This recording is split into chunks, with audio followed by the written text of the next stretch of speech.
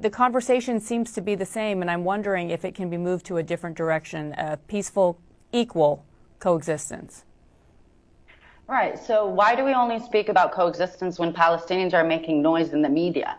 Why is no one telling us about coexistence and equality and justice when we are being shot down and displaced from our homes every single day for 73 years? And I can lay you out the evidence, but you will need to give me 73 years worth of airtime. And let's speak about the perpetrators and what is happening on the ground.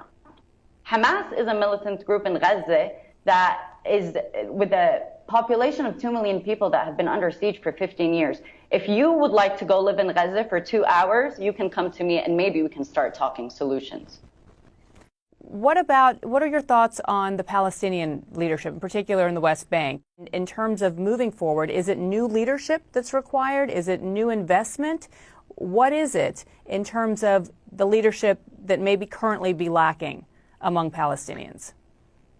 Right. So I don't think we're lacking in leadership as much as we're lacking in support. The Palestinian Authority is corrupt, and it has colluded with Israel against Palestinians and arrested us on their behalf.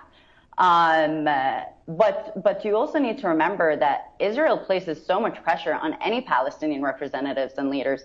They signed and shook hands with Yasser Arafat in 93, 94. And then they besieged the Al-Muqata'a compound, the headquarters here, with the president in it. Is that not a violation of international law? So our leadership also needs to be seen as a byproduct of Israel's attempt to continue the ethnic cleansing of Palestinians. I mean, you have Israeli politicians making genocidal statements like flatten the strip. So maybe we can talk about that leadership before we come to the Palestinians. Is there a viable two-state solution, in your opinion, given the conditions and given the temperature on the ground right now? Why are you limiting yourself to that question? Why is not the question, is there a viable, just solution? Can Palestinians live free? Can they say they're Palestinian without being chased down by settlers shooting at them? Can they say, hi, I want Palestine to be free without worrying about the Israeli military corps charging us with incitement? Because that's what's happening. And it's ridiculous that we're still asking the same old questions. Miriam, I do wonder. Yes, it is a new generation, and I sense your tension and your frustration and the emotions. And you're right, I am not there on the ground. You are there. You're not in Gaza, but you're in the West Bank, and you are seeing what's happening.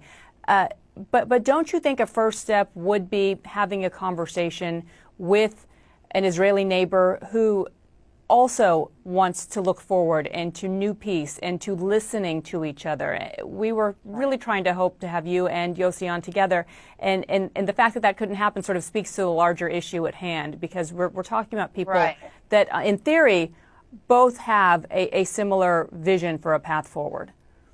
Right. Well, Yossi refused to speak with me, but also Yossi was just saying Hamas, Hamas, Hamas, as if that's Palestine. I mean, we've been colonized for 73 years. And if you want us to talk to our neighbors, which neighbors are you talking about? The same neighbors that are trying to kick out Muhammad al-Qud's family from his home, or the neighbors that are shooting at me live ammunition when I'm saying free Palestine?